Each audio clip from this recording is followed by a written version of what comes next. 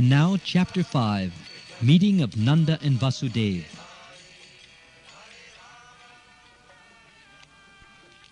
Although Krishna was the real son of Vasudeva and Devaki, because of Kamsa's atrocious activities, Vasudeva could not enjoy the birth ceremony of his son. But Nanda Maharaj, the foster father, celebrated the birth ceremony of Krishna very joyfully. The next day it was declared that a male child was born to Yashoda. According to Vedic custom, Nanda Maharaj called for learned astrologers and Brahmins to perform the birth ceremony. After the birth of a child, the astrologers calculate the moment of the birth and make a horoscope of the child's future life. Another ceremony takes place after the birth of the child. The family members take baths, cleanse themselves, and decorate themselves with ornaments and nice garments. Then they come before the child and the astrologer to hear of the future life of the child. Nanda Maharaj and other members of the family dressed and sat down in front of the birthplace. All the Brahmins who were assembled there on this occasion chanted auspicious mantras according to the rituals, while the astrologers performed the birth ceremony. All the demigods are also worshipped on this occasion, as well as the forefathers of the family. Nanda Maharaj distributed 200,000 well-decorated, dressed and ornamented cows to the Brahmins. He not only gave cows in charity, but hills of grains, decorated with golden bordered garments and many ornaments.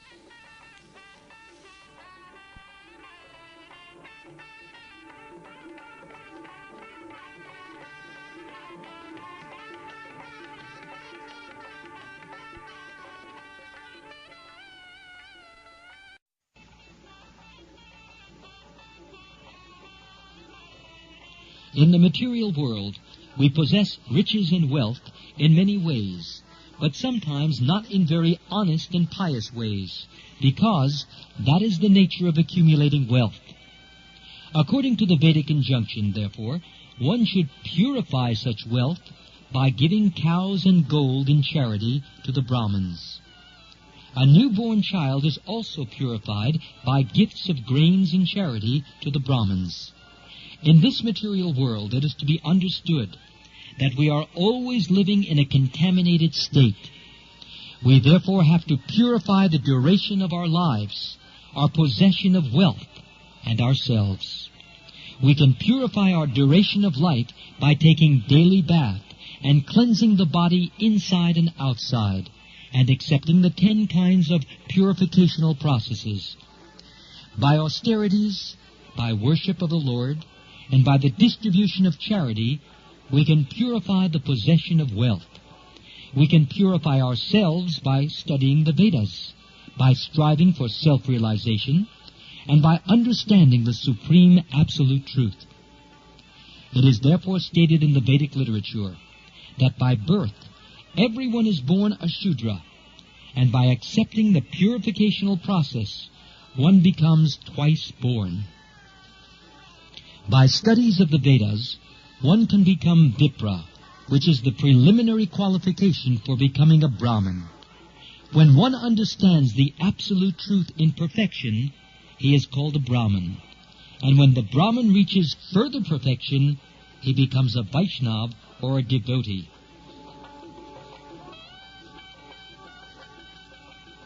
In that ceremony, all the Brahmins assembled began to chant different kinds of Vedic mantras to invoke all good fortune for the child. There are different kinds of chanting known as Sutta, Magda, Bandi, and Virudavali. Along with this chanting of mantras and songs, bugles and kettle drums sounded outside the house. On this occasion, the joyous vibrations could be heard in all the pasturing grounds and all the houses. Within and outside of the houses, there were varieties of artistic paintings done with rice pulp, and scented water was sprinkled everywhere, even on the roads and streets. Ceilings and roofs were decorated with different kinds of flags, festoons, and green leaves. The gates were made of green leaves and flowers. All the cows, bulls, and calves were smeared with a mixture of oil and turmeric, and painted with minerals like oxide, yellow clay, and manganese. They wore garlands of peacock feathers, and were covered with nice colored dresses and gold necklaces.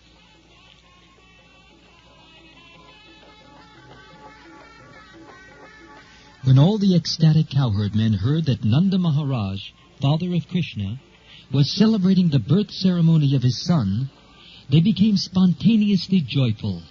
They dressed themselves with very costly garments, and ornamented their bodies with different kinds of earrings and necklaces, and wore great turbans on their heads.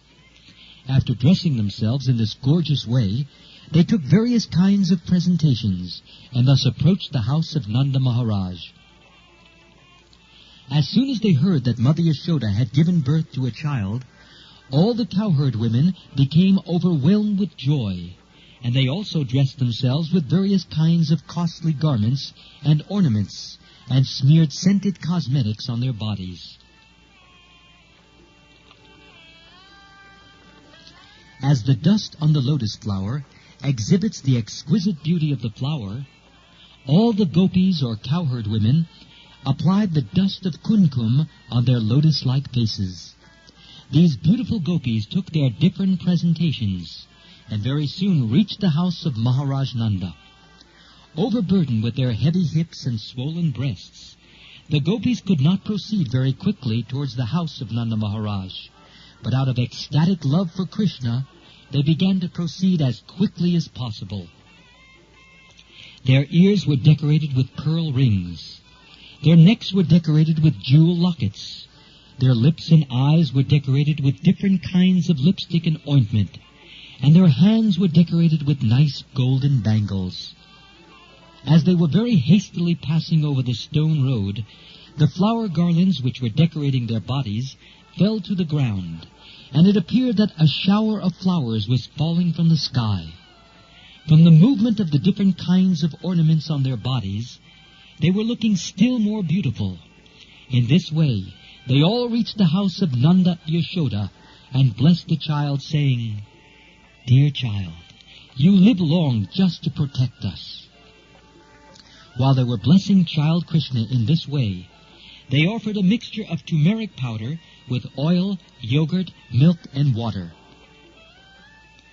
They sprinkled this mixture not only on the body of child Krishna, but on all other persons who were present there. Also, on that auspicious occasion, there were different bands of expert musicians playing. When the cowherd men saw the pastimes of the cowherd women, they became very joyful, and in response, they also began to throw yogurt, milk, clarified butter, and water upon the bodies of the gopis. Then, both parties began to throw butter on each other's bodies. Nanda Maharaj was also very happy to see the pastimes of the cowherd men and women, and he became very liberal in giving charity to the different singers who were assembled there. Some singers were reciting great verses from the Upanishads and Puranas. Some were glorifying the family ancestors, and some were singing very sweet songs. There were also many learned Brahmins present, and Nanda Maharaj, being very satisfied on this occasion, began to give them different kinds of garments, ornaments, and cows in charity. It is very important to note in this connection how wealthy the inhabitants of Vrindavan were, simply by raising cows. All the cowherd men belonged to the Vaishya community, and their business was to protect the cows and cultivate crops. By their dress and ornaments, and by their behavior, it appears that although they were in a small village, they still were rich in material possessions. They possessed such an abundance of various kinds of milk products that they were throwing butter lavishly on each other's bodies without restriction. Their wealth was in milk, yogurt, clarified butter, and many other milk products. And by trading their agricultural products, they were rich in various kinds of jewelry, ornaments, and costly dresses. Not only did they possess all these things, but they could give them away in charity, as did Nanda Maharaj. Thus Nanda Maharaj, the foster father of Lord Krishna, began to satisfy the desires of all the men assembled there. He respectfully received them, and gave them in charity whatever they desired. The learned Brahmins, who had no other source of income, were completely dependent on the Vaishya and Kshatriya communities for their maintenance, and they received gifts on such festive occasions as birthdays and marriages. While Nanda Maharaj was worshipping Lord Vishnu on this occasion, and was trying to satisfy all the people there, his only desire was that the newborn child Krishna be happy. Nanda Maharaj had no knowledge that this child was the origin of Vishnu. He was praying to Lord Vishnu to protect him. Rohini Devi, mother of Balaram, was the most fortunate wife of Vasudeva. She was away from her husband, yet just to congratulate Maharaj Nanda on the occasion of the birth ceremony of his son, Krishna, she dressed herself very nicely.